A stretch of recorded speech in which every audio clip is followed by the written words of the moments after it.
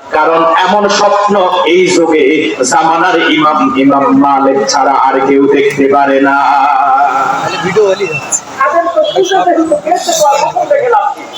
খাদেম ইবনে সিরিন কথা ঠিক স্বপ্নটা ইমাম মালিককে দেখেছে। এবার ইবনে সিরিন বলল ইমাম মালিকের খাদেম, ইমাম মালিককে বলে দিও রাসূলুল্লাহ হাতের 5টি আঙ্গুল দেখিয়েছে। রাসূল ইমাম মালিককে 5টি বাঁধবে নাকি 5 মাস না 5 বছর পুরোটা থেকে ইঙ্গিত করেন নাই। আল্লাহ হাবিব ইমাম মালিককে এই ইশারা করেছেন 5টি জ্ঞান আল্লাহ ছাড়া আর কেউ জানে না। 5টি জ্ঞানের খবর একমাত্র আল্লাহর কাছেই আছে। ইমাম মালিককে স্মরণ করিয়ে দিও সূরাতুল লোকমানের 34 নং আয়াতের কথা। আল্লাহ রাব্বুল আলামিন সূরাতুল লোকমানের 34 নং আয়াতের মধ্যে সেই 5টি জ্ঞান সম্পর্কে আলোচনা করেছেন, যে 5টি জ্ঞানের খবর একমাত্র আল্লাহর কাছে রয়েছে। তার মধ্যে প্রথমটা হলো কিয়ামতের জ্ঞান। বলুন কিসের জ্ঞান? প্রমাণ করে বলুন প্রথমটা কিসের জ্ঞান? আল্লাহ বলেন ইন্নাল্লাহা ইনদাহু ইলমুস সাআ, নিশ্চয়ই কিয়ামতের জ্ঞান আল্লাহর কাছে রয়েছে। কিয়ামত কখন হবে আল্লাহ ছাড়া কেউ বলতে পারে না।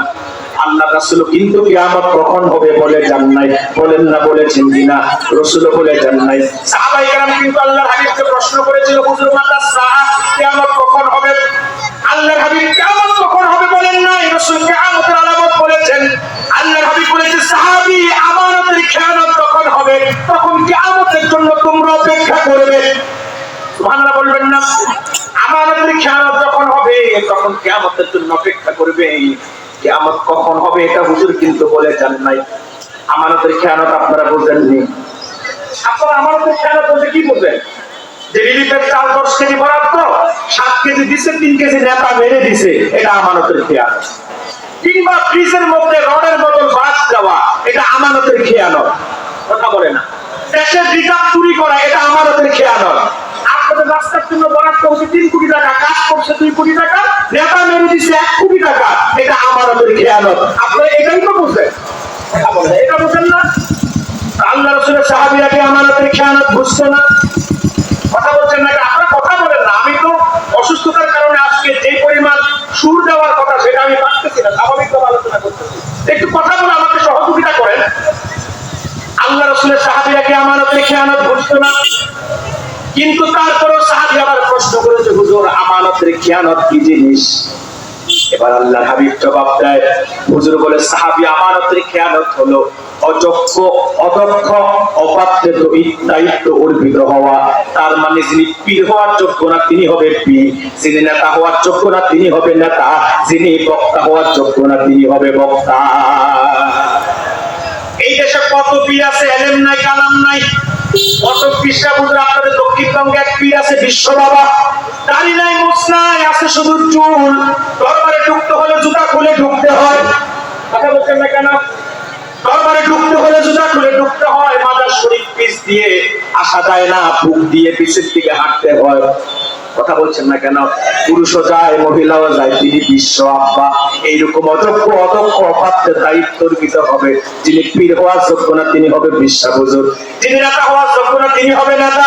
মূর্খ লোক সমাজের নেতৃত্ব দিবে, মসজিদ কমিটির সভাপতি হবে, মাদ্রাসা কমিটির সভাপতি হবে, পঞ্চায়েত কমিটির সভাপতি হবে। কথা বলছেন না কেন? এই যে অযোগ্য, অদক্ষ, অপাত্রের দায়িত্ব অর্পিত হওয়া কিয়ামতের আলামত। যিনি বক্তা হওয়ার যোগ্য না তিনি হবে বক্তা। দেখেন না এখন বাংলাদেশে কত ব্র্যান্ডের বক্তা। 26 ইঞ্চি হুজুর, 27 ইঞ্চি হুজুর, ন মুসলিম, পুরান মুসলিম, অর্ধেক মুসলিম। কথা বলছেন না কেন? পুরুষ মহিলা হয়েছে, মহিলা পুরুষ হয়েছে। বিশেষ করে এই ঘটনাগুলো আপনাদের দক্ষিণবঙ্গে বেশি। কথা বলে না? মহিলা হুজুর, আম্মা হুজুর। কথা বলে না? এরপরে আপনার মহিলা পুরুষ হয়েছে, পুরুষ মহিলা হয়েছে, ন মুসলিম, পুরান মুসলিম, অর্ধেক মুসলিম, শিশু বক্তা, সাবালেক বক্তা, নাবালেক বক্তা। কথা বলে না? এই যে অযোগ্য, অদক্ষ, অপাত্র দায়িত্ব অর্পিত হওয়া, এটাই হচ্ছে কিয়ামতের আলামত, এটাই আমানতের খেয়ানত। আল্লাহ হাবিব কিয়ামতের অসংখ্য আলামত বর্ণনা করেছেন। রাসূলুল্লাহ কিয়ামতের আলামত বলতে গিয়ে আলামতে কুবরা, আলামতে সুগরা হুজুর বলেছেন। আলামতে কুবরা, আলামতে সুগরা, বড় বড় আলামতের কথা বলতে গিয়ে হুজুর বলেছেন কিয়ামতের এই কথা বলতে হবে। আমার একবারে চিন্তা। সম্মানিত সুধী, আল্লাহ রাসূল আলামতে কুবরার কথা বলতে গিয়ে বলেছেন কিয়ামতের 140 বছর আগে সূর্য পশ্চিম আকাশে উঠবে, পূব দিকে ডুববে। এখন সূর্য উঠে পূবে, ডুবে পশ্চিমে, কিন্তু কিয়ামতের 140 বছর আগে সূর্য উঠবে পশ্চিম আকাশে, কিন্তু সূর্য ডুববে পূব আকাশে। তখন তওবা দরজা বন্ধ হয়ে যাবে। রাসূলুল্লাহ বলেছে কিয়ামতের আগে ভূমি ধস হবে, বড় বড় পাহাড়গুলো ধসে পড়ে যাবে। আল্লাহর হাবিব বলেছে কিয়ামতের আগে পৃথিবীতে জালজালা তৈরি হবে, ভূমিকম্প তৈরি হবে, একজনের জমিন কাঁপবে, জমিনটার নিচ থেকে সব বের করে দিবেন। আল্লাহ তাআলা কুরআনুল কারীমে সূরাতুল জিলজালের মধ্যে বলেন ইযা যুলজিলাতিল আরদু জিলজালাহা ওয়া আখরাজাতিল আরদু আথকালাহা। আল্লাহ বলে মাটি প্রচন্ড কম্পনে প্রকম্পিত হবে, মাটি তার নিচে থাকা ন্যাচারাল অ্যাডভান্টেজের যত প্রাকৃতিক খনিজ সম্পদ আছে সব মাটি তার নিচ থেকে বের করে দিবে। সোনা বলেন, রূপা বলেন, লোহা বলেন, অ্যালুমিনিয়াম বলেন, তেল বলেন, গ্যাস বলেন, মানুষের হাড় হাড্ডি সব মাটি তার নিচ থেকে বের করে দিবে। কিন্তু এমন এক সময় মাটি সব বের করে দিবে যে সময় এগুলা আপনারা 2 পয়সারও কাজে লাগবে না। রাসূলুল্লাহ বলেছে কিয়ামতের আগে ইয়াজুজ মাজুজের আবির্ভাব হবে। আল্লাহর হাবিব বলেছে কিয়ামতের আগে দাজ্জালের আবির্ভাব হবে। দাজ্জাল সবচেয়ে এত বড় ফিতনা, দাজ্জাল যখন আসবে মুমিনকে কাফেরকে মুনাফিককে তার চরিত্র চিহ্নিত হয়ে যাবে, প্রকাশ পেয়ে যাবে। দাজ্জালকে কতল করার জন্য ইমাম মাহদীকে পাঠাবেন। ইমাম মাহদী একা যখন দাজ্জালের সাথে পেরে উঠবে না, আল্লাহ তাআলা এবার হযরত ঈসাকে পাঠায়া দিবেন। ঈসা নবী এখন আছে কোথায়? জোরে বলেন আছে কোথায়? ঈসা নবী আছে এখন আসমানে ওয়েটিং লিস্টে বসা আছেন। তিনি মৃত্যুবরণ করেন নাই, তিনি আল্লাহর কাছে দোয়া করেছিলেন উম্মতে মুহাম্মাদীর কাতারে শামিল হওয়ার জন্য। সহিহ বুখারীর প্রসিদ্ধ রাবী যিনি মুকাতিল বিন সুলাইমান থেকে ইমাম নববী দালাইলুন নবুওয়াতে হাদিস কোট করেছেন। ইমাম নববী দালাইলুন নবুওয়াতে হাদিস কোট করেন মুকাতিল বিন সুলাইমান থেকে। মুকাতিল বিন সুলাইমান বলেন বনি ইসরাইলের সবচেয়ে বড় পয়গম্বর মুসা ও আল্লাহ রাসূলের উম্মত হতে চেয়েছিল, কিন্তু আল্লাহ মুসাকে চান্স দেয় নাই। একবার মুসা নবী উম্মত মুহাম্মাদের সম্মান পেয়ে যখন আল্লাহ তাকে উম্মত গুলো দেয় না, এবার নবম্বর মুসা নবী আল্লাহর কাছে দরখাস্ত করে হাত্তা তামান্না ই মুসা আইয়াকুনা মিন উম্মতি মুহাম্মাদি, আল্লাহ মুসাকে মুহাম্মদ সাল্লাল্লাহু আলাইহি সাল্লামের উম্মত বানায়া দাও। আল্লাহ হযরত মুসার দরখাস্ত কবুল করেন নাই। হযরত ঈসা দোয়া করেছেন আল্লাহুম্মা জাআলনি মিন উম্মতি মুহাম্মাদি, আল্লাহ ঈসাকে মুহাম্মদ সাল্লাল্লাহু আলাইহি সাল্লামের উম্মত বানিয়ে দাও। আল্লাহ হযরত ঈসার দোয়াকে কবুল করেছেন। ইহুদিরা যখন হযরত ঈসাকে হত্যা করতে এসেছিল, অরিজিনাল ঈসাকে আল্লাহ আকাশে উঠিয়ে নিয়েছেন। ঈসার মতো অবিকল একজন আল্লাহ জায়গায় রেখে দিয়েছে। ইহুদিরা যাকে মেরেছে তিনি ঈসা না, তিনি হলো ঈসা। কথা বলো না, যাকে মারছে তিনি ঈসা না, তিনি কি ঈসা? অরিজিনাল ঈসা আছে কোথায়? সর্বকৃষ্ণের আকবর হানাফি মাযহাবের আকীদার কিতাব ইমাম আবু হানিফা রাহমাতুল্লাহ লেখেন যে হযরত ঈসাকে আল্লাহ কিয়ামতের আগে দাজ্জালকে কতল করার জন্য, ইমাম মাহদীকে সাহায্য করার জন্য আল্লাহ হযরত ঈসাকে দামেস্কের জামে মসজিদের পূর্ব কোণার মিনারায় নামায়া দিবেন। তিনার পরিচয় নবী থাকবে না, তিনার পরিচয় থাকবে উম্মতে মুহাম্মাদী। বলেন সুবহানাল্লাহ। এই যে হযরত ঈসা নবীর আগমন, ইমাম মাহদীর আগমন, দাজ্জালের আবির্ভাব, এগুলা সবগুলো কিয়ামতের বড় বড় আলামত। রাসূলুল্লাহ কিয়ামতের অসংখ্য আলামত বর্ণনা করেছেন যা আজকে সমাজের সাথে একসাথে মিলে যায়। রাসূলুল্লাহ বলেছে কিয়ামতের আগে সমাজের মধ্যে ফিতনা ফাসাদ বেড়ে যাবে। আজকে ফিতনা ফাসাদ কি বাড়ছে না কমছে? ধর্মীয় অঙ্গনে ফিতনা, রাজনীতির অঙ্গনে ফিতনা, কথা বলছেন না কেন? সামাজিকভাবে ফিতনা আছে না নাই? পরিবারগুলোর মধ্যে ফিতনা আছে না নাই? আজকে সমাজের দ্বন্দ্বে দ্বন্দ্বে ফিতনা। আজকে আমাদের সমাজে এমন কোন সেক্টর নাই যেখানে ফিতনা নাই। রাজনীতিবিদদের মধ্যে ফিতনা, শুধু ঠেলাঠেলি কিলাকিলি, কথা বলছেন না কেন? এক দলের সাথে আরেক দলের দ্বন্দ্ব লেগেই আছে। সবাই বলে কিন্তু দেশ সংস্কারের কথা, সবাই বলে দেশ মেরামতের কথা, সবাই বলে এই দেশকে সাজানোর কথা। আমি বলি ভাই, যদি দেশ সাজাতেই চাও সবাই, তো চেয়ার নিয়ে এত কিলাকিলি খেলাখেলি কেন? সবাই একসাথ হয়ে ঐক্যবদ্ধভাবে 56,000 বর্গ মাইলের বাংলাদেশটাকে তোমরা সাজাও, আমাদের কোনো সমস্যা নাই, আমাদের কোনো আপত্তি নাই। আমরা তো দলীয় রাজনীতি করিও না। আমরা যারা মাছটাকে পুরপুরা জনপুর চাচ্ছি না, আমরা দলীয় রাজনীতি করিও না। কারা ক্ষমতায় আসে কারা যায় সেটা নিয়ে আমাদের মাথা ব্যথা নাই। আমরা বলি তোমরা এত ঠেলাঠেলি করো কেন? সবার স্বপ্ন যেহেতু বাংলাদেশটা সাজানো, তো এক হয়ে সবাই মিলে সাজাও, কিনা বলে? কিন্তু চেয়ার নিয়ে এত কিলাকিলি করার দরকার কি? এত আমাদের দরকার কি? কথা বলেন। রাজনৈতিক অঙ্গনে ফেতনা আছে না নাই? সমাজের মধ্যে আজকে ফেতনা আছে না নাই? ধর্মীয় অঙ্গনে ফেতনা আছে না নাই? আজকে ধর্মীয় অঙ্গনে ফেতনা, আলেমে আলেমে বিভেদ, আলেমে আলেমে দ্বন্দ্ব, এক হুজুরের সাথে আরেক হুজুরের মিল নাই। কথা বলছেন না কেন? এত ফেতনা এক মসজিদের মধ্যে ঢুকলে দেখবেন নামাজের মধ্যে ফেতনা ঢুকাইয়া দিছে। কেউ আমিন কয় আসছে, কেউ কয় জোরে, কেউ হাত বাঁধে বুকের উপরে, কেউ বাঁধে নাভিতে, কেউ বলে ইমাম সাহেবের পিছনে সূরা ফাতিহা পড়তে হবে, কেউ বলে পড়তে হবে না। এটা দেখে আরেকজন বলবো এত ফেতনা, নামাজ আমার নামাজই দরকার নাই। বিগত 15-20 বছর আগে কিন্তু বাংলাদেশে এত ফেতনা ছিল না। বিগত 15 বছর আগে এত ফাসাদ সমাজের মধ্যে ধর্মীয় অঙ্গনে ছিল না। আজকে দুঃখজনক হলো বলতে হয়, তারা কারা যারা বাংলাদেশের মসজিদ থেকে শুরু করে ঘরের বিছানা পর্যন্ত ফেতনাকে জড়িয়ে দিয়েছে। যদি এক বাক্যে তাদের নাম আমাকে বলতে হয়, আমি দীপ্তকণ্ঠে সাহসিকতার সাথে বলছি, বাংলাদেশে যারা ধর্মীয় অঙ্গনে ফেতনা জড়িয়েছে তাদের একটাই নাম, আহলে হাদিস, আহলে হাদিস, আহলে হাদিস। আজকে আহলে হাদিসরাই বাংলাদেশের সবচেয়ে বড় ফেতনা সৃষ্টি করেছে। এই দেশে আল্লাহর ওলিরা আহলে সুন্নাত ওয়াল জামাতের আদলে যে বাংলাদেশকে সাজিয়েছে, যে মানুষগুলোকে আমল শিক্ষা দিয়েছে, আখলাক শিক্ষা দিয়েছে, আদর্শ শিক্ষা দিয়েছে, আল্লাহর ওলিদের মত থেকে দূরে সরিয়ে আহলে সুন্নাত ওয়াল জামাতের পথ থেকে মানুষদেরকে কনভার্ট করে ফেতনা সমাজের মধ্যে যে দলটা তৈরি করেছে, সেই দলটার নাম হচ্ছে আহলে হাদিস। আপনারা কি আমার সাথে একমত? সম্মানিত সুধী, তো রাসূল বলছে কিয়ামতের আগে ফিতনা মারবে, ফাসাদ মারবে। আজকে ফিতনা ফাসাদ কি বাড়ছে না কমছে? আল্লাহর হাবিব বলেছে কিয়ামতের আগে সমাজের মধ্যে জেনা ব্যভিচার বেড়ে যাবে। আজকে সমাজের মধ্যে জেনা ব্যভিচার মনে হয় কমছে।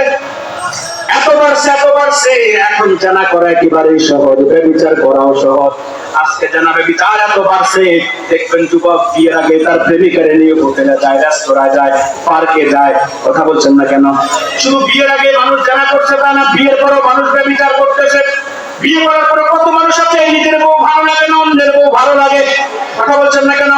আবার কত মানুষ আছে এমন স্বামী বিদেশ আছে, স্বামীর আমানত রক্ষা করতে পারে না, স্ত্রী পরকিয়া করে, এমন মহিলা সমাজে 2-4 জন আছে না নাই? এগুলোকে মানুষ ভয় পায় না এখন। এই যে জানা করতেছে, ব্যভিচার করতেছে, একটু অন্তরটা কাঁপে না। রাসূল বলেছে কিয়ামতের আগে জানা ব্যভিচার বেড়ে যাবে, বাড়ছে না কমছে? আল্লাহ হাবিব বলেছে কিয়ামতের আগে সমাজের মধ্যে মানুষ হত্যা বেড়ে যাবে, মানুষ হত্যা করবে, কিন্তু মানুষের মনটা ভয়তে কাঁপবে না। মানুষের রক্ত দেখে মানুষের মনটা একটু ভয় পাবে না। রাসূল বলেছে কিয়ামতের আগে হত্যা বেড়ে যাবে, মানুষগুলো পাষাণ হয়ে যাবে। আজকে হত্যা এত বাড়ছে, সামান্য জায়গা জমি নিয়ে দ্বন্দ্ব লাগলো, ভাইয়ে একজনের মাথায় আরেকজনে বাড়ি দেয় কি দেয় না? এই যে হত্যা এত বাড়ছে, সামান্য একটু ঝগড়া থেকে মারামারি কিলাকিলি মানুষ মারা যায়, মারা হয়ে যায়। রাসূল বলেছে কিয়ামতের আগে হত্যা বাড়বে, এত বাড়ছে। আমার কাছে শুধুমাত্র বিগত 54 বছরে 1971 সাল থেকে শুরু করে 2024 সাল পর্যন্ত শুধু রাজনীতির জন্য এত মানুষ মারা গিয়েছে। যদি আমি বলে থাকি বিগত 54 বছরে শুধু কাউকে ক্ষমতায় বসাতে আর কাউকে নামাতে যে পরিমাণ মানুষ বাংলাদেশে জীবন দিয়েছে, এক পক্ষ আরেক পক্ষের জীবন নিয়েছে, যদি তার 50 ভাগের 1 ভাগও আল্লাহ কোরআনের রাজ প্রতিষ্ঠার জন্য জীবন দিত, বহু আগে 56,000 বর্গ মাইল বাংলাদেশের প্রতি ইঞ্চি মাটিতে আল্লাহর কোরআনের রাজ কায়েম হয়ে যেত। এই যে আমরা মানুষ হত্যা বেড়ে বাড়ছে না কমছে? রাসূল বলেছে কিয়ামতের আগে হত্যা বেড়ে যাবে, বাড়ছে না কমছে? আল্লাহ হাবিব বলেছে কিয়ামতের আগে সমাজের মধ্যে মদ্যপান বেড়ে যাবে, মানুষ নেশার প্রতি আকৃষ্ট হয়ে যাবে। আজকে যুবকরা কি নেশার প্রতি আকৃষ্ট হয়েছে না হয় নাই? নেশা না পান করলে যুবকদের শান্তি লাগে না, নেশা খায় আর গান, নেশা করে আর গান গায়, নেশা আমার পেশা রে ভাই, নেশা আমার পেশা। আজকের নামে বেনামে সমাজের মধ্যে নেশা ছড়িয়ে গিয়েছে। মদ, গাঁজা, ইয়াবা, বাবা, পেনসিডিল, হিরোইন, আফিম, সরস। আল্লাহ রাসূল বলেছে কুল্লু মুসকিরিন খামর ওয়া কুল্লু মুসকিরিন হারাম।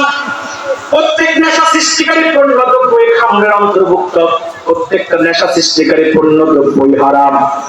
আজকে সমাজের রন্ধ্রে রন্ধ্রে নেশা প্রবেশ করেছে। এখন ইয়াবার ট্যাবলেট পাওয়া একেবারেই সহজ। মদের বার অনুমোদিত বাংলাদেশে আছে না নাই? নেশামুক্ত একটা দেশ গঠনের জন্য, যুবকদেরকে মদ থেকে বাঁচানোর জন্য যখন যে সরকার আছে তারা চেষ্টা করে, কিন্তু সংশোধন তো হয় না, কথা বলে না, রেজাল্ট তো কম হয় না। তার কারণ আমি জানি, তার কারণ হলো ভূত তাড়ানোর জন্য সরিষার ভিতরে ভূত বসে আছে। এই যে ইয়াবার ট্যাবলেট গুলো মায়ানমার থেকে বাংলাদেশে আসে না, এখন মায়ানমার থেকে ট্যাবলেট গুলো যখন ঢোকে টেকনাফ থেকে শুরু করে কক্সবাজার হইয়া, চট্টগ্রাম হইয়া, ঢাকা হইয়া, তারপরে আপনাদের যশোরে আসে, কথা বলে না। এই যশোর পর্যন্ত আসতে অনেক চেকপোস্ট আছে না নাই? এত চেকপোস্ট, এত পুলিশ, এত পাহারাদার ফাঁকি দিয়ে ইয়াবার ট্যাবলেট যশোরে মনিরামপুরে পৌঁছে কিভাবে, কথা বলে না। তার মানে ভূত চালানোর জন্য সরিষার ভিতরে ভূত আছে, ঠিক কিনা বলে? আমি বলে থাকি, ততদিন পর্যন্ত বাংলাদেশে মদ মুক্ত, ইয়াবা মুক্ত, নেশা মুক্ত যুবকদেরকে গঠন করা, যুবকদের সমাজ গঠন করা সম্ভব হবে না যতদিন পর্যন্ত কোরআন সুন্নাহর আলোকে নেশা করার শাস্তি গ্রহণ না হবে। কোরআন সুন্নাহর আলোকে যদি তারা মদ পান করবে, তারা নেশা করবে, তাদেরকে যদি 80টা করে দৌড়া মারা হয়, আপনারা নেশার সিন্ডিকেট যদি ঢাকাতে উন্মুক্ত ময়দানে ঘটনাকে দেহ থেকে তীক্ষ্ণ করে দেওয়া হয়, তখনই বাংলাদেশকে নেশা থেকে মুক্ত করা সম্ভব হবে। এই যে নেশা মারতেছে, আত্ম সমাজের চরিত্র নষ্ট হচ্ছে, এটা কিয়ামতের আলামত। নেশা বেড়ে যাবে, এত বাড়বে, নেশা না করলে মানুষের কাছে শান্তি লাগবে না, এটা সে পেশাই গ্রহণ করবে, করে নাই? আল্লাহ রাসূল বলেছে কিয়ামতের আগে সমাজের মধ্যে জুয়া বেড়ে যাবে, জুয়া, মানুষ লটারির প্রতি আকৃষ্ট হয়ে যাবে, মানুষ জুয়ার প্রতি আকৃষ্ট হয়ে যাবে। আজকে মনে হয় আকৃষ্ট হয় নাই। আজকে লটারি আপনাদের সমাজেও আছে না নাই? জুয়া আপনাদের সমাজেও আছে না নাই? জুয়া এত বাড়ছে, তবে জুয়া খেলা আগে কঠিন ছিল, এখন সহজ হয়েছে। আগে জুয়া খেলার জন্য 5 জন 7 জন 10 জন নির্জন এলাকায় বসতো, গোপনে চুরি করে লুকোচুরি করে খেলতো, যেন কোনো গ্রামের সম্মানিত মুরব্বী দেখতে না পায়। যদি শোনে মুরব্বী আসতেছে, এমন জোরে দৌড় মারতো, পরে লুঙ্গি আছে না নাই সেটা খেয়ালও করতো না, এত জোরে দৌড়াইতো। এখন আর জুয়া খেলতে 10 জন একসাথে বসা লাগে না, একজন লন্ডন, একজন আমেরিকা, আর একজন ঢাকায়, আর একজন মনিরামপুরে, 4 জন 4 জায়গায় থাইকাও অনলাইনে ক্যাসিনোতে জুয়া খেলা যায়। রাসূল বলেছে কিয়ামতের আগে জুয়া বেড়ে যাবে, বাড়ছে না কমছে? আল্লাহ নবী বলেছে কিয়ামতের আগে গান বাদ্য বেড়ে যাবে। আজকে গান বাদ্য এত বাড়ছে, এখন আর গান শোনার জন্য মনিরামপুরে সিনেমা হলে যাওয়া লাগে না, এখন আর গান শোনার জন্য যশোরে সিনেমা হলে যাওয়া লাগে না। এখন আপনাদের এই এলাকার মধ্যে প্রতি ঘরে ঘরে সিনেমা হল আছে, কথা বলছেন না কেন? যুবকদের মোবাইলে গান, বাজারে চায়ের দোকানে গান, কথা বলছেন না কেন? খণ্ডবিদ্যের বাজারে পুরুষ মাহফিল গান বাজে। এই দেশে কিছু খণ্ডবিদ আছে, এদের বাজারে গান ছাড়া তো পুরুষ মাহফিল জমেই না। দেখবেন বয়াতিদেরকে আইনা ঢোল বাজাইয়া, একতারা বাজাইয়া, বেতারা, সোতারা, দাম্বুরা বাজাইয়া, দেখবেন বক্তাও নাচে, শ্রোতাও নাচে, পীরও নাচে, মুরিদও নাচে, গান গায়, শান গায়, পুরুষ মাহফিল। ঢোল বাজাইয়া আপনি যতই ভালো কথা বলেন, ওটা জায়েজ না হারাম, জোরে বলে ওটা জায়েজ না হারাম। কইয়া যাও যাইবার কালে, লইয়া যাইবানি মাশাআল্লাহ। বলে কি বলে না? আবার কি কয়? প্রেমের বিষে ধরছে গোজারে, কি করিবে ও যায় তারে পরাণ যায়, প্রেমের বিষে পরাণ যায়। আমি কই বিষে বললে প্যান্ডেলে কে রোজার কাছে দাও, পিড়াইয়া বিষটা হয়ে যায়, কি বলেন আপনারা? আবার দেখবেন গান গায়, শান গায়, মুর্শিদি শানা হাতি টান, ঢোল বাজায় টান দেয়, কত বৃক্ষের নিচে গেলাম ছায়া পাইবার আশায়, কাল ভাঙ্গিয়া হাতে হইয়া আসে আপনে করে মহতোষে মুর্শিদ তোর লাইগা রে, আমার অঙ্গ সমরং মনে কয় উড়িয়া যাইতাম, পাইঙ্গা পানি ঘর বাজান তোর লাইগা রে।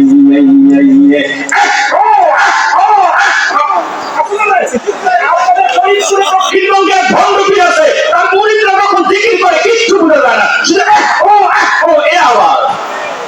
মনে রাখবেন যশোরবাসী, এই যে ভণ্ড বেদাতি যারা ঢোল বাজায়, তবলা বাজায়, জিকিরের নামে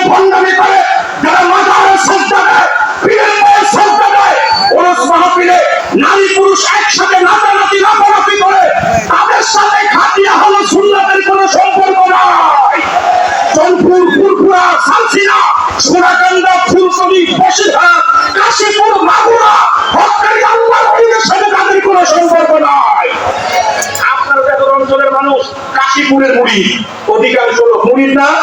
আপনারা বিচার সব ভাবলে যান না ওই দরবারে, যদিও আমার কখনো যাওয়া হয় নাই, কিন্তু সোশ্যাল মিডিয়ার কল্যাণে ওই দরবারটাকে আমি চিনি। আমাদের ফুরফুরা সিলসিলার একটি হক্কানি দরবার, ঠিক কিনা বলেন?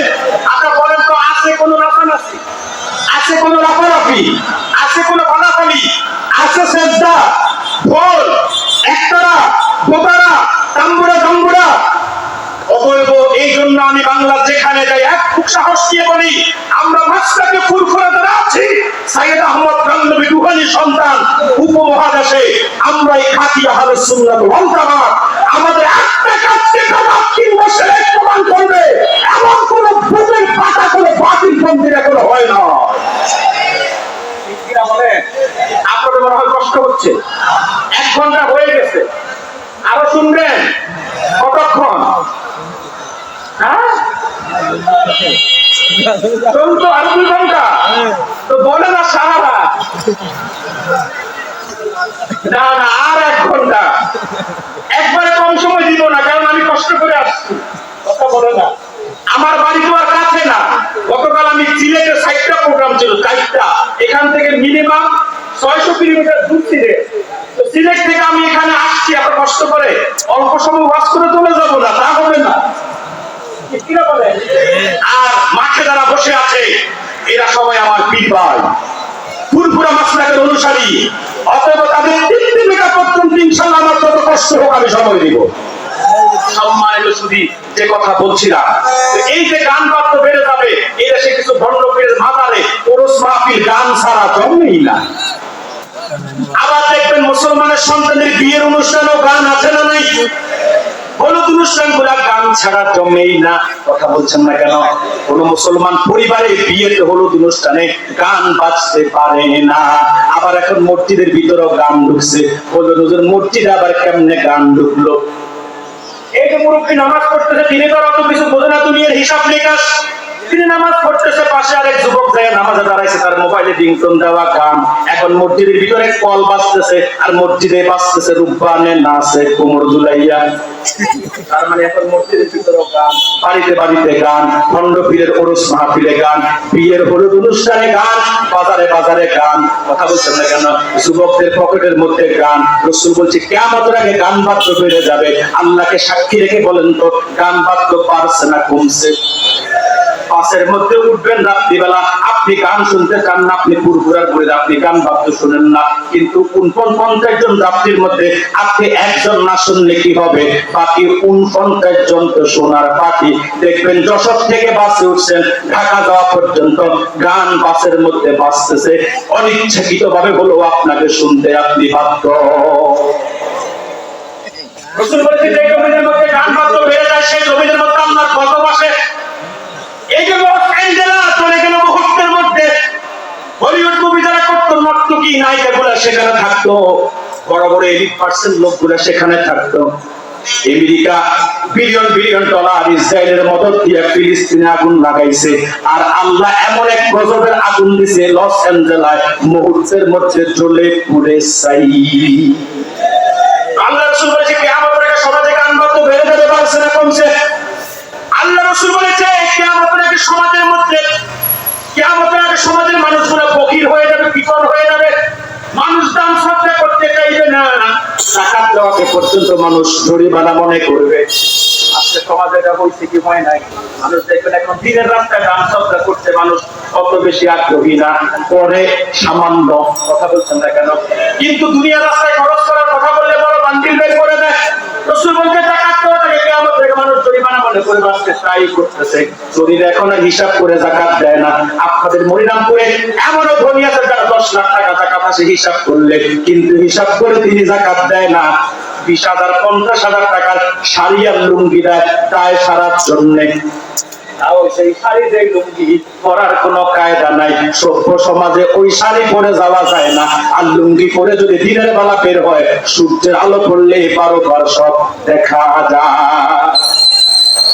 এই যে দায় সারা যাকাত দিয়ে মানুষ না পারছে, কিপন হয়ে যাবে, বকিল হয়ে যাবে।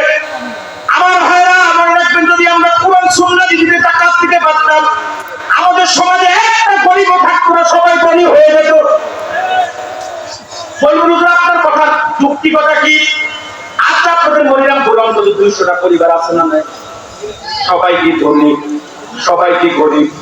আচ্ছা, এবার বলেন তো 100 পরিবার ধনী বলে 100 পরিবার গরিব আছে না নাই? আচ্ছা, 100 ধনী পরিবার সবার তো টাকা সমান আসে না। কারো আসে 1 লাখ, কথা বলেন, কারো 2 লাখ, কারো 5 লাখ, কারো 10 লাখ। আমি যদি করে 1 লাখ করে ধরি, 100 পরিবারের 1 কোটি টাকা টাকাটা আসে কি আসে না?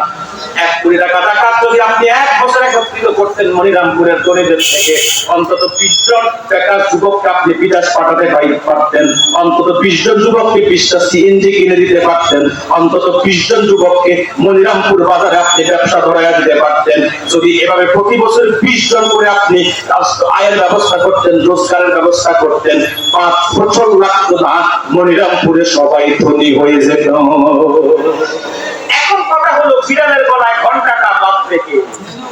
কাজটা করবে কে? আল্লাহ তাআলা এটা কোরআনে সমাধান দিয়ে দিয়েছে। সূরাতুল হাজ্জে 41 নম্বর আয়াতে আল্লাহ তাআলা বলেন, আল্লাযীনা ইন্নাশামনা ফিল আরদি ইয়াকুমুস সালাতা ওয়া আতাউজ যাকাত ওয়া আমারু বিল মা'রুফি ওয়া নাহাউ আনিল মুনকার। আল্লাহ তাআলা বলেন, যদি আমি আমার কোন ইমানদারকে সমাজে প্রকাশ্য সত্ত্বাধিকারী বানাই, মালিকানা দান করি, তার কাজ হলো কি? 1 আকামুস সালাত, সে নামাজ কায়েম করবে। 2 আতাউজ যাকাত, সে যাকাত আদায় করবে। 3 আমারু বিল মা'রুফ, মানুষদেরকে সৎ কাজের আদেশ দিবে। 4 অনাহু আনিল মুনকার, অসৎ কাজে বাধা দিবে। এখন দুঃখজনক হলো, চরম সত্য কথা আমাকে বলতে হচ্ছে, আমরা যাদেরকে বানাই নামাজ কায়েম করবে কি, তারা নিজেরাই তো নামাজ পড়ে না। নামাজ পড়বে কি, নামাজের নিয়ম কানুন ঠিক করে জানে না। গত 2 বছর আগে একটা ভিডিও দেখলাম জানাজার নামাজে, একজন হাত বাঁধছে এমনি, একজন এমনি, আরেকজন এমনি। কথা বলছে না কেন? আরেকজন জানাজার তাকবীরের মতো হাত তুলতেছে, নামাইতেছে। আরেকজন সাংবাদিকদের সামনে যায় মাইকে কইতেছে, আগামীকাল সকাল 9টায় ঈদুল আজহার জানাজা। এখন তারা ঈদুল আজহার জানাজা দেয়, এরা কেমনে তোমাদের নামাজ কায়েম করবে? আর যাকাত আদায় করবে কি? জনগণকে দিবে কি? সুযোগ পাইলে নিজেরাই তো জনগণের টাকা খায়। দিলীপের চাল চুরি, ডাল চুরি, তেল চুরি, টিন চুরি, কালবারের রড চুরি, রাস্তার ইট চুরি, বাংলাদেশের ডিজাব চুরি, আমার দেশে হয় কি হয় না? প্রতিষ্ঠা করবে আর সব কাজে আদেশ দিবে কি, অসৎ কাজে বাধা দিবে কি? আমি হুজুর কোরআন থেকে কথা বললে অনেকের গায়ে লাগে, শব্দ হয় না, কিন্তু মমতাজা যখন গান গায়, ফাটতে যায়, জোড়া দেওয়ার বুদ্ধি নাই, একটা না আরেকটা গান শুনতেই মন চায়। আমার ভাইরা, যদি আমরা যাকাত ভিত্তিক অর্থনৈতিক ব্যবস্থা কায়েম করতে পারতাম, সবাই ধনী হয়ে যেত। এবার আমি আমার কথার বাস্তবতা আপনাকে চোখে আঙ্গুল দিয়ে দেখায় দিই। এই যে গত 2 বছর আগে আফগানটা স্বাধীন হয়ে গেল, 19 বছর আফগানের মোল্লারা আমেরিকার সাথে লড়াই করছে, ফাইট করছে। 19 বছর একটি শক্তিশালী দেশ আমেরিকার সাথে ফাইট করে, আমেরিকাকে যখন লড়াই করে ফাইট করে ভূমধ্য সাগর ওই পারে পার করছে, আর মোল্লা যখন আফগানটাকে কোরআন এবং সুন্নাহ দিয়ে সাজিয়েছে, আল্লাহর আইন দিয়ে, বিধান দিয়ে, গোটা আফগানে এখন বৃষ্টির মতো রহমত বর্ষিত হচ্ছে। জমিন থেকে এত বরকত আল্লাহ দিচ্ছে। গোটা আফগানের অর্থনীতি দিন দিন এত বেশি ত্বরান্বিত হচ্ছে, তরাক্কি হচ্ছে, এত তরাক্কি হচ্ছে অর্থনীতিতে। অর্থনীতিবিদদের মধ্যে সেদিন বেশি দূরে না, যেদিন আফগানের অর্থনীতি পৃথিবীর সকল অর্থনীতিকে ছাড়িয়ে যাবে। কথা বলে তো আমার ভাইয়েরা, আমার কথাগুলো রাগ করবেন না, এটা আমার অভ্যাস। আমি সমাজের বাস্তবতাকে নিয়ে কথা বলি, কারণ রোগ যেখানে, ওষুধ যদি সেখানে না দিই, রোগী ভালো হবেন না। আমি যদি এখন ইউসুফ জুলাইখার কাহিনী বইলা 2 ঘন্টা পার করে আপনারা শুনে কাউন্ট করতে পারবেন, কিন্তু কিংবা মনসুর হাল্লাদের কাহিনী বললাম, লাইভ পিকচার বস্তু কি চেয়েছে, মানুষ তো পিকচার শুনতে পছন্দ করে। এখন আমি যদি কোনো একটা পিকচার বলি, আপনি হয়তো একটু কামসুখ করতে পারবেন, কিন্তু এই যে 2 ঘন্টা পয়সা বলেন, লক্ষ লক্ষ টাকার আয়োজন, আপনি বাড়িতে নিবেন। এই তো নানার অভ্যাস, রোগ যেখানে, ঔষধ থেকে আমি সেখানে। সমাজের বাস্তবতাকে নিয়ে আমি কথা বলছি। আপনারা কি বাধা হচ্ছেন আমার উপর? কষ্ট হচ্ছে না তো? আমার ভাইয়েরা, সেজন্যই বলছি, রাসূল বলেছে কিয়ামতের আগে যাকাত দেওয়াটাকে মানুষ জরিমানা মনে করবে, এত বকিল হয়ে যাবে, এত বিপদ হয়ে যাবে, মানুষ দান সদকা করতে চাইবে না। রাসূল বলেছে কিয়ামতের আগে সমাজের মধ্যে মসজিদের সংখ্যা বেড়ে যাবে কিন্তু মুসল্লি কমে যাবে। আপনাদের এই হাকুবা এলাকার মধ্যে হয়তো 20, 25, 30, 40 বছর আগে একটা মসজিদ ছিল, তাও কান্দা হয়তো খেজুর পাতার মসজিদ, নতুবা ফোনে আপনারা কি বলেন মসজিদ বেড়াগুলা, হয়তো ওই মসজিদ, নতুবা টিনের মসজিদ, নতুবা মাটি, কথা বলছেন না কেন? কিন্তু এখন গোটা আকবার মধ্যে 4-5টা মসজিদ আছে পাড়ায় পাড়ায়, কিন্তু আগে যত মুসল্লি ছিল এখন তত মুসল্লি নাই।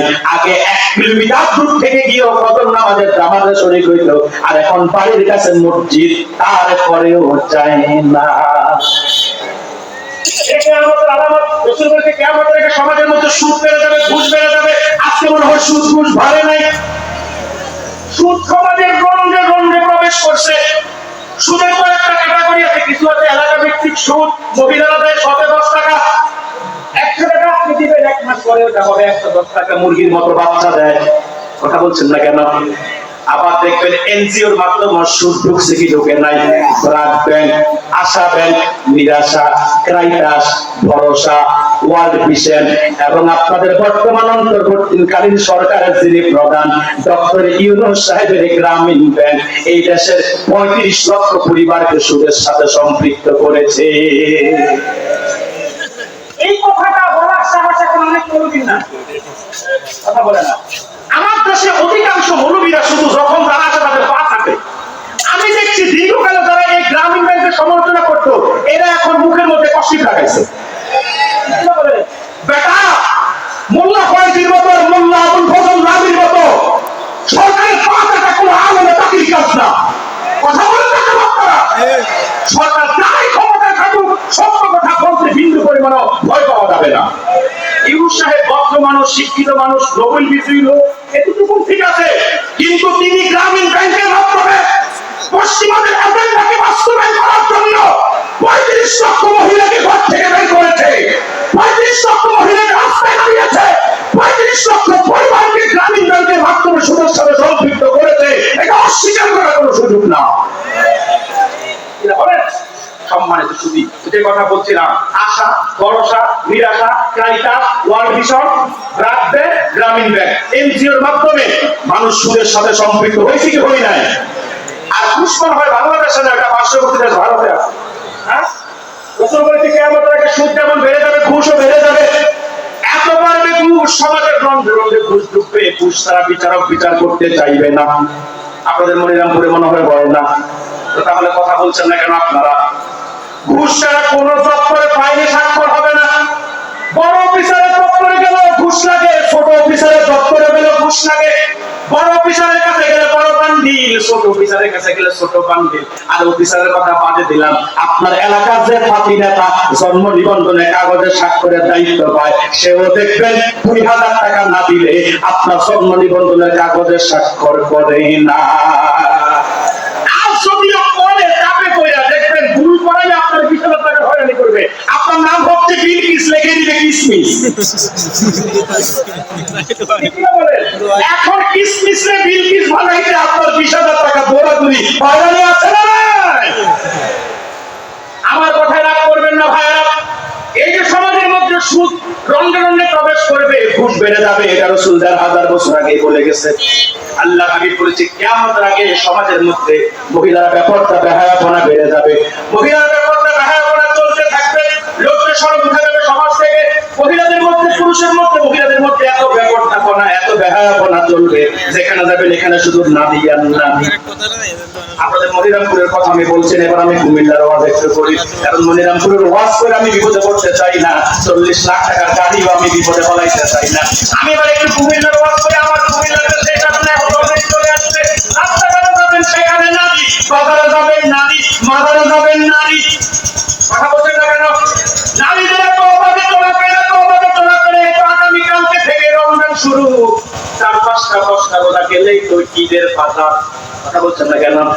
নারীরা বলবে পুরুষদেরকে পাত্র সামলাও, আমরা নিজেরা চয়েস করে আনি শপিং মল থেকে। সকাল 9টা বাজে শপিং মল খুলে 8টার আগেই নারীরা যাইয়া সিরিয়াল ধরছে, কার আগে কে যাবে। সব জায়গায় শুধু নারী আর নারী, নারী আর নারী। ঈদের উপলক্ষে বাজার গুলাতে, শপিং মল গুলাতে নারীর জন্য ঢুকাই যায় না। এদেশে দীর্ঘদিন যাবৎ কয়েকজন প্রধানমন্ত্রী ছিল নারী, স্পিকার নারী, বিরোধী দলের নেত্রী নারী, বিভিন্ন মন্ত্রণালয় নারী। আল্লাহ বাঁচাইছে শুধু বাইতুল মোকাররমের খতিব পদ। সব জায়গায় শুধু নারী আর নারী, অবাধে নারী পুরুষের চলাফেরা, যেখানে যাবেন সেখানে নারী আর নারী। শুধু তা না, এখন ঘরের প্রধানমন্ত্রীও নারী। পুরুষ নারীর কথায় ওঠে আর বসে।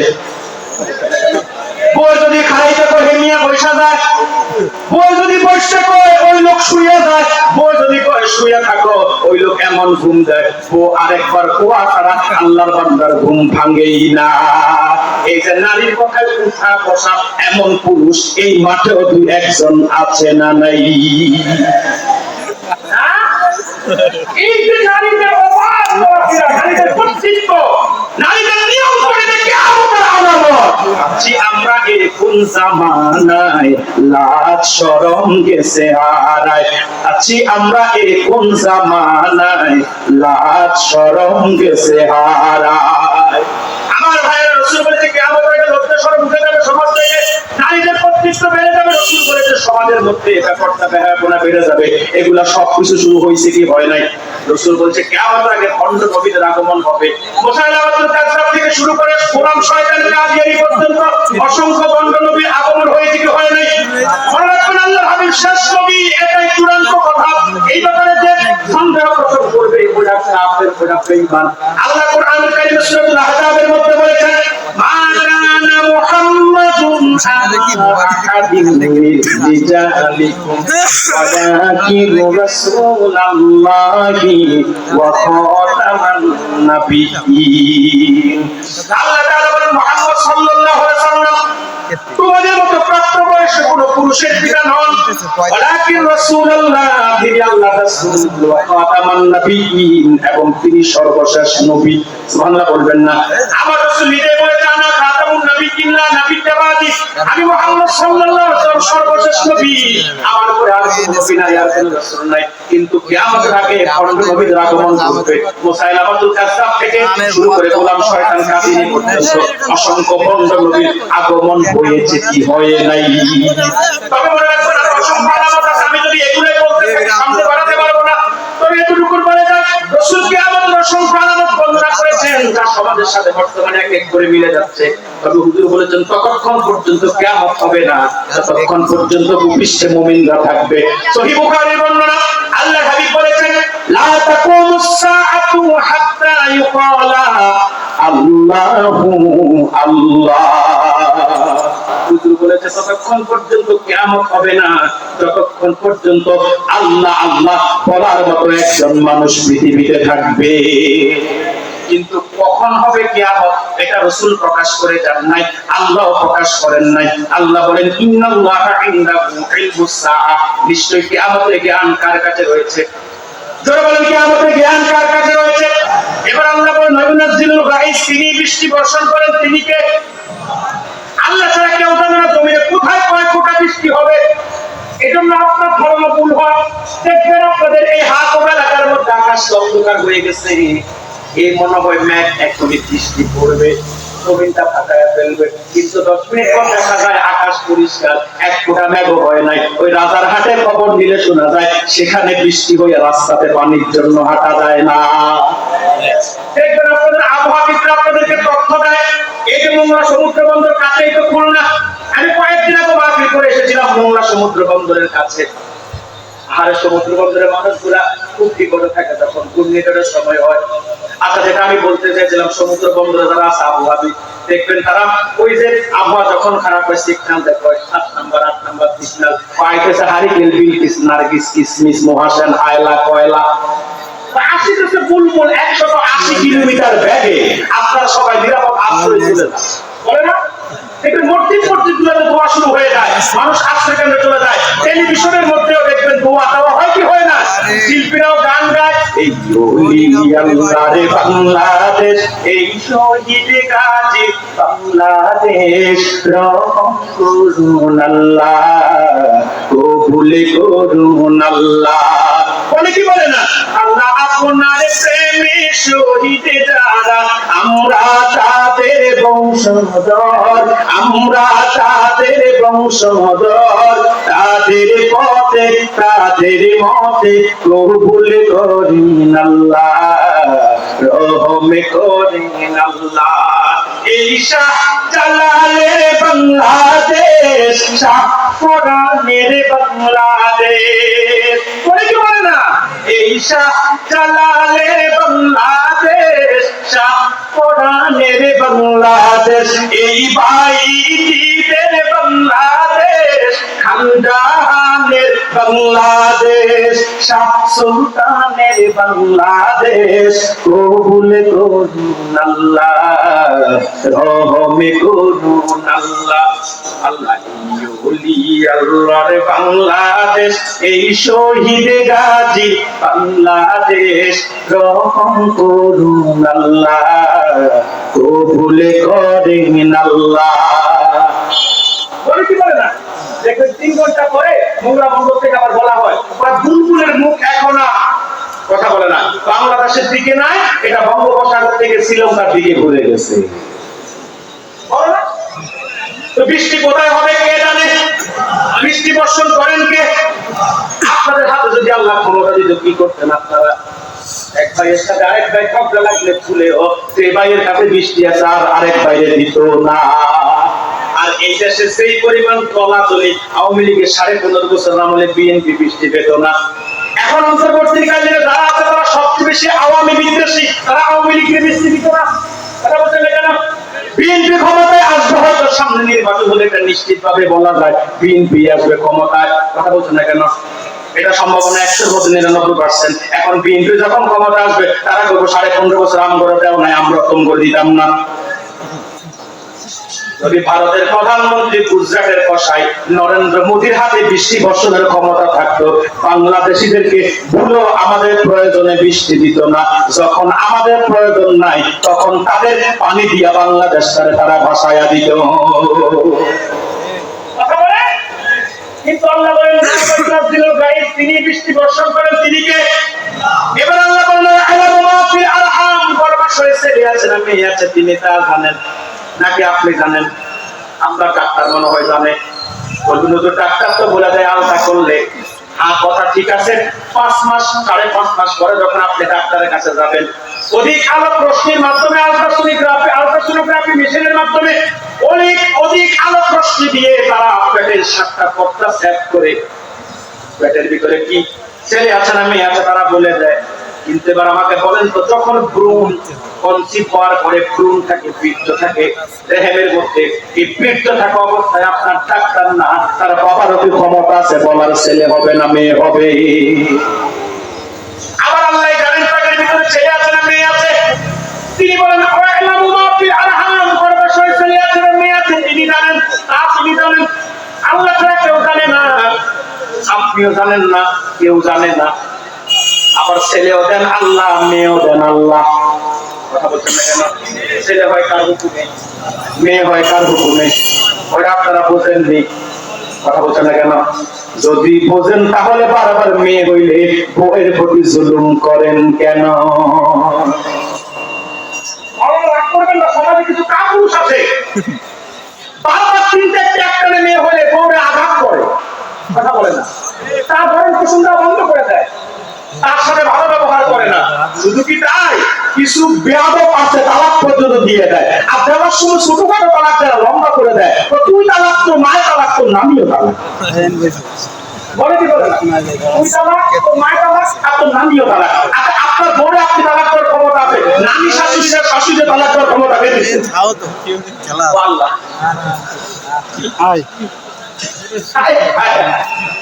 জোশে জোশে হুশার আছে। আমার ভাইয়ের, আমি যেটা বুঝে পেয়েছিলাম, ছেলে দেন আল্লাহ, মেয়ে হবেন আল্লাহ। ছেলে হবে না মেয়ে হবে আল্লাহ ছাড়া কেউ জানে না। তিনার হুকুমে ছেলে হয়, তিনার হুকুমে মেয়ে হয়। এবার যদি বলেন দায়ী কাউকে করবেনি, তো আমার থেকে জেনে নেন দায়ী কাকে করবেন। কোন নারীকে দায়ী করার সুযোগ নাই। মা বোনরা তোমরা কান খুলে কথাটা শুনে রাখো, কোন মা বোনকে দায়ী করার সুযোগ নাই। দায়ী যদি আপনাকে করতে হয়, পুরুষকে আপনি দায়ী করবেন, কারণ ছেলে হবে না মেয়ে হবে, ওই সিমটমটা আল্লাহ পুরুষের মধ্যে রেখেছেন, নারীর মধ্যে রাখেন নাই। এটা কোরআন বলে, এটা হাদিস বলে, আপনাদের বিজ্ঞান বলে।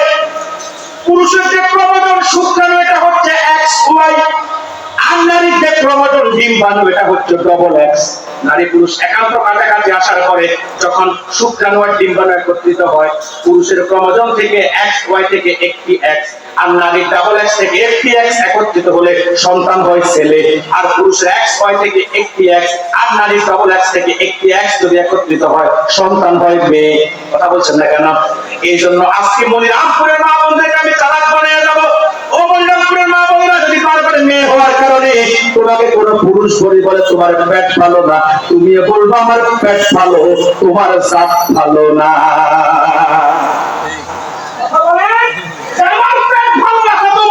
ভালো না, তবে দায়ী করার সুযোগ কাউকে নাই। আপনার হুকুমে ছেলে হয়, আল্লাহ হুকুমে মেয়ে হয়, ঠিক কিনা বলেন? এটা হচ্ছে আপনারা দায়ী করেন বিদায় পাল্টা একটা খবর আমি আজকে শিখাইয়া গেলাম। আল্লাহ বলে আরহাম, গর্ভাশয় কি ছেলে হবে না ছেলে আছে না মেয়ে আছে, তিনি তা জানেন। তিনি কে?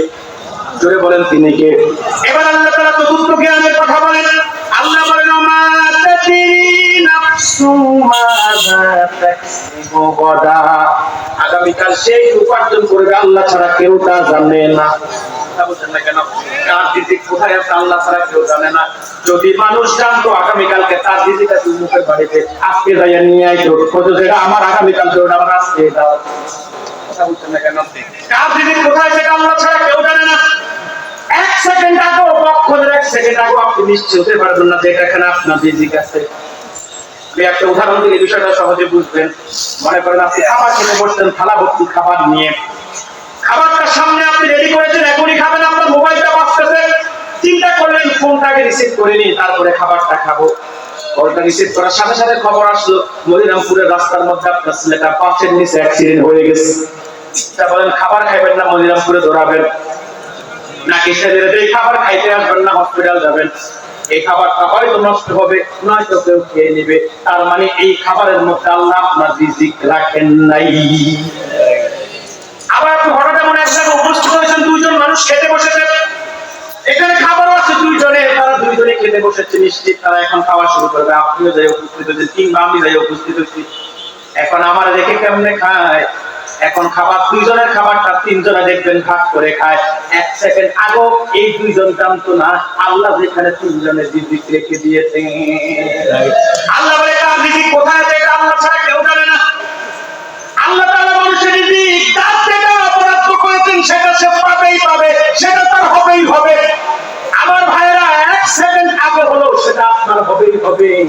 এক সেকেন্ড আগে হলো মৃত্যুর আপনার রিজিক আপনার কাছে আসবে। আল্লাহ বলেন আমি মানুষকে সৃষ্টি করার 50,000 বছর আগে দানায় দানায় নাম লেখে সে কতটুকুন খাবে সবটুকুন তার পায়ের নিচে রেখে দিয়েছি। এটা মুমিন কখনো রিজিকের জন্য পেরেশান হয় না। ভবিষ্যতে আমার কি হবে, আগামীকাল আমি কি খাবো, এটার জন্য মুমিন কখনো পেরেশান হয় না। কিন্তু সমাজে কিছু বেকুব মানুষ আছে, কালকে কি খাবো এটা চিন্তা, আজকে রাতে ঘুম নাই।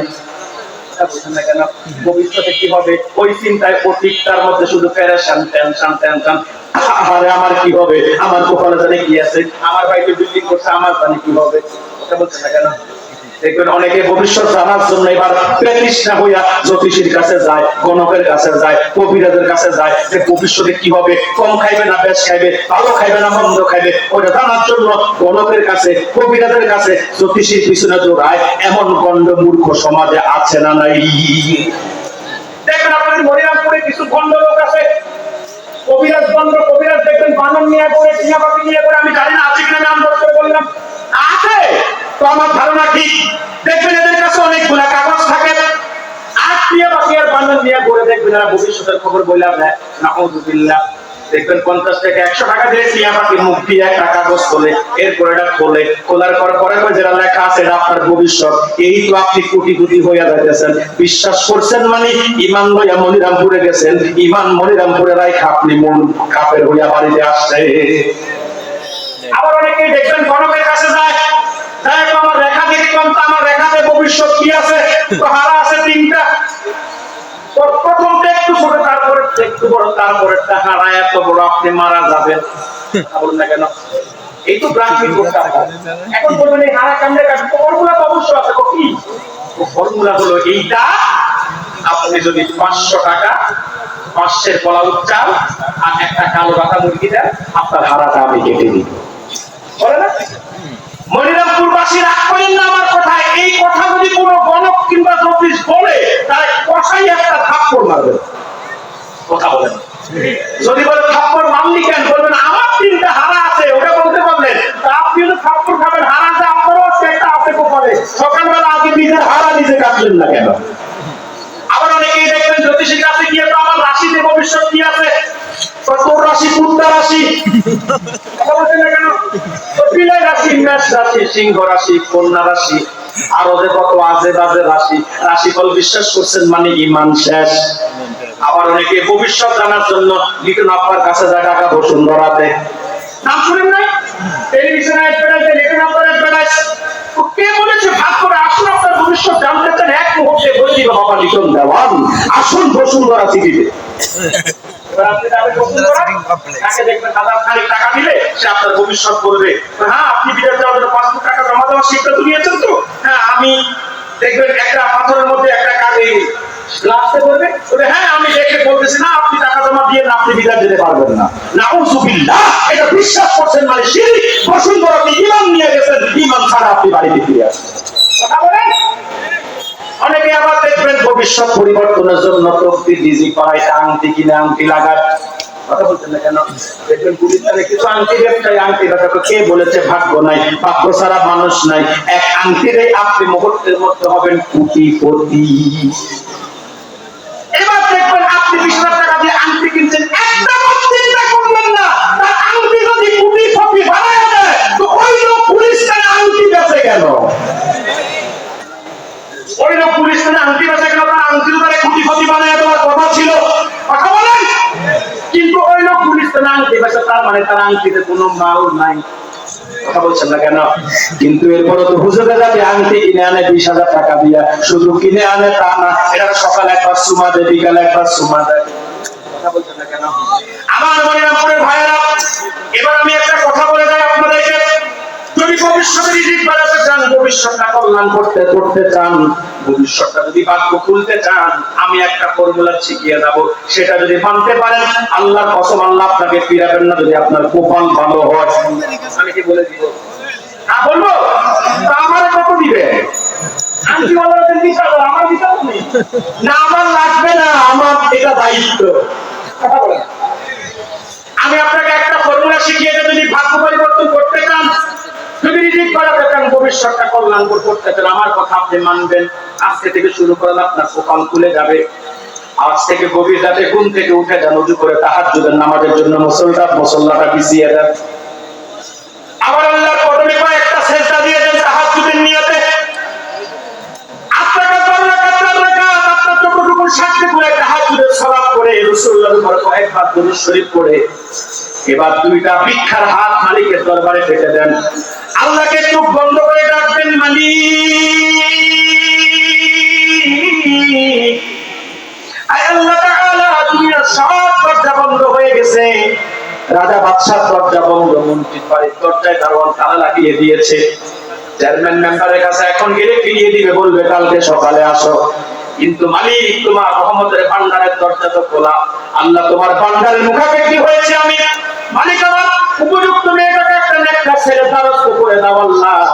আমরা পরিবারের 5 জন সদস্য, আমাদের রিজিক তুমি বাড়িয়ে দাও, আমাদেরকে তুমি ভালো পড়ার, ভালো থাকার, ভালো খাওয়ার ব্যবস্থা করে দাও। ছেলেটা উপযুক্ত হয়েছে, তাকে ব্যবসার ব্যবস্থা করে দাও, নতুবা তাকে বিদেশ যাওয়ার বন্ধ ব্যবস্থা সহজ করে দাও আল্লাহ তাআলা। ছেলেটাকে মাদ্রাসায় ভর্তি করেছে, আল্লাহ তাকে যোগশ্রেষ্ঠ আলেম বানিয়ে দাও। আল্লাহর কাছে দরখাস্ত করবেন, মালিক যদি কবুল করে নেয়, আপনার ভবিষ্যৎ কল্যাণকর হতে রিজিক বাড়তে একটা মুহূর্ত সময় লাগবে না। আরে গোলামটা চাইবো তার কাছে, কথা বলছেন না কেন? গোলামটা আপনার কাছে চাইবেন, চাইতে জানেন না বিদায় তো আপনারা পান না, কথা বলছেন না কেন? আল্লাহর কাছে কেউ চাওয়ার মতো চাইলে সে ফিরে না। গোলাম আল্লাহর দাবি নিয়ে চাইবেন, আল্লাহ দিতেই হবে। আমি গোলাম তোমার, হে পরওয়ার, গোলাম করে রেখো আমারে, করোনা কবু ভিখারি আমায় দুনিয়ার মানুষের দুয়ারে। বলেন না, এই কবিতাতে চোখে অশ্রু ছেড়ে দিয়ে আপনাকে ছুড়ে গাই করবে, আমি গোলাম তোমার।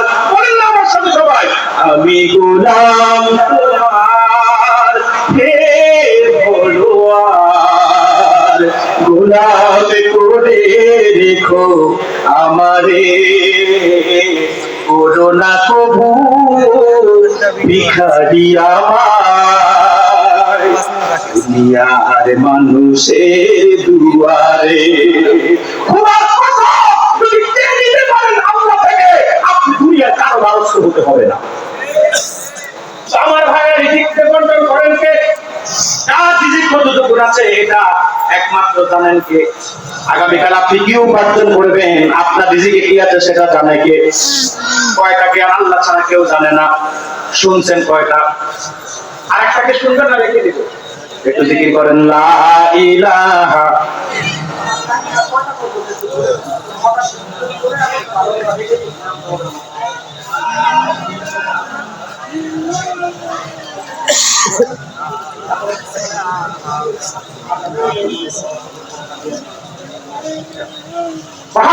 লা ইলাহা সুবহানাল্লাহ,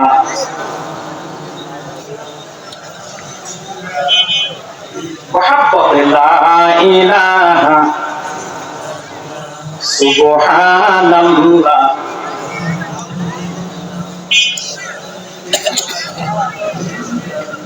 লা ইলাহা ইল্লাল্লাহু মুহাম্মাদুর রাসূলুল্লাহ সাল্লাল্লাহু আলাইহি ওয়াসাল্লাম। কষ্ট হচ্ছে আপনাদের? 1.5 ঘন্টা একেবারে মাথা মাথা ধরে, আর আধা ঘন্টা যদি কষ্ট দিই, কারা কারা কষ্ট করবে হাত তুলে তো দেখি। মাশাআল্লাহ, আপনার মান। তবে হ্যাঁ, আমি আলোচনা আস্তে আস্তে জানতেছি, আলোচনা গোছাচ্ছি। এরপরে আমার কিছু সিস্টেম আছে, আমি বাংলাদেশে যেখানে যাই কাফির মুশরিকদের ব্যাপারে মানুষকে সতর্ক করি। আলোচনা শেষে কাফির মুশরিকদের ব্যাপারে আমি সতর্ক করে তারপর আমি বিদায় নিব। আপনাদের পীর সাহেব হুজুর এসে দোয়া করবেন ইনশাআল্লাহ। আমরা যে কথা বলছিলাম, কয়টা জ্ঞান একমাত্র আল্লাহর কাছে আছে? কয়টা শুনলাম? এবার আল্লাহ তাআলা পঞ্চম জ্ঞানের কথা বলেন, ওমা তাদরি নাফসু বিআইয়ি আরদিন তামুত। আল্লাহ বলেন, কে কোন দেশে মৃত্যুবরণ করবে আল্লাহ ছাড়া কেউ জানে না। যুবক যদি জানতো বিদেশ গেলে আসবে কফিনে করে লাশ, পুরো তাকে বিদেশ পাঠাতে পারতেন না। যদি সিএনজি চালক জানতো আজকে সিএনজি নিয়ে বের হলে রাস্তাতে কাটে ধাক্কায় তার সিএনজিটা অ্যাক্সিডেন্ট হয়ে যাবে, পুরো তো সে সিএনজি নিয়ে আসতে বের হতো না। যুবক যদি জানতো আজকে মোটরসাইকেল নিয়ে বের হলে পাশের নিচে তার মোটরসাইকেলটা পড়ে যাবে, তার মৃত্যু হয়ে যাবে, বুড়ো তো সে মোটরসাইকেল নিয়ে ঘর থেকে বের হতো না।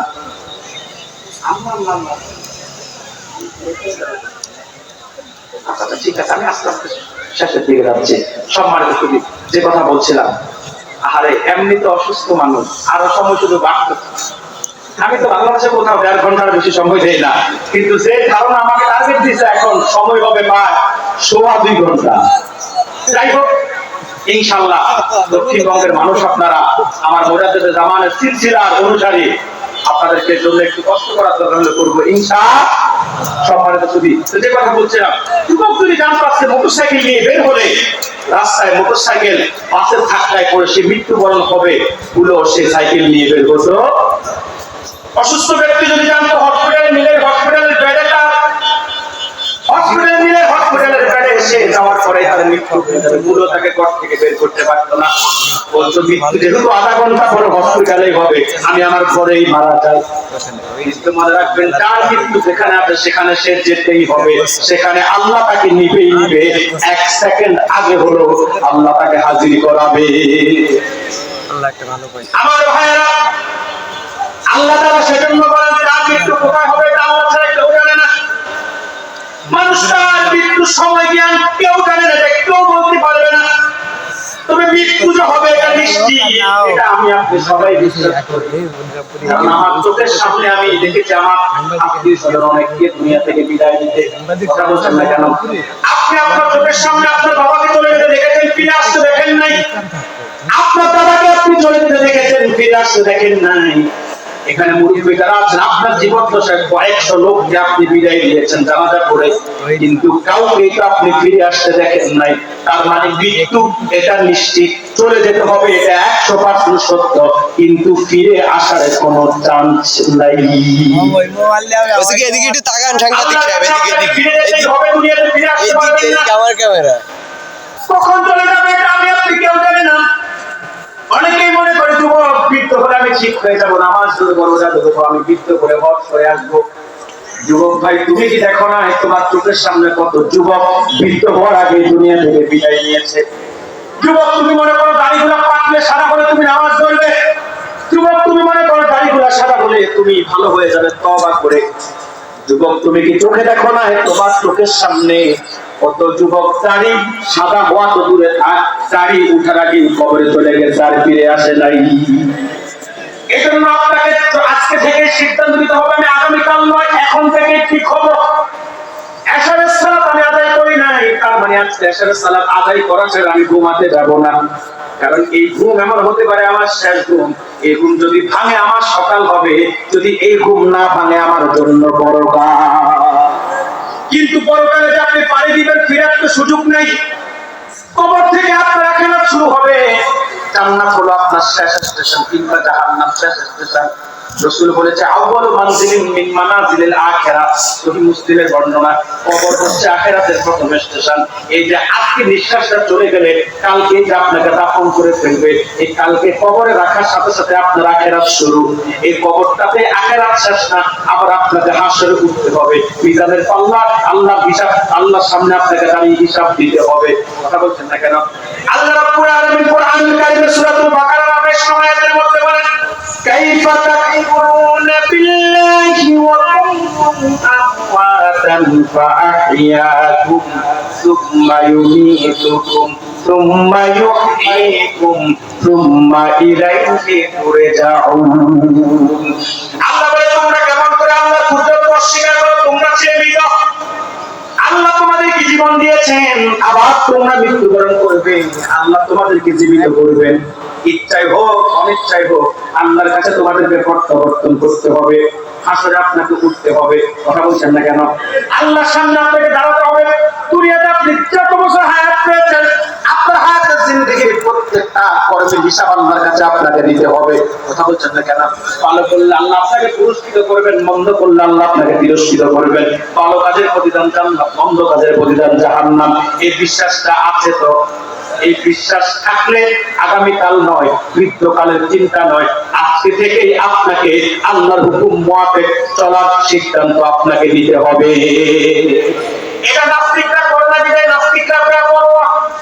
নাস্তিকরা আখিরাতকে বিশ্বাস করে না, মৃত্যুর পরে পরকালে জিন্দেগিকে তারা বিশ্বাস করে না। আল্লাহর সামনে উঠতে হবে এটা তারা মানে না। এজন্য যেমনি ইচ্ছা এমনি চলে, যা মন চায় তা বলে, যেমনি ইচ্ছা এমনি চলে। এটা তাদের বাক স্বাধীনতা, এটা তাদের মুক্ত চিন্তা।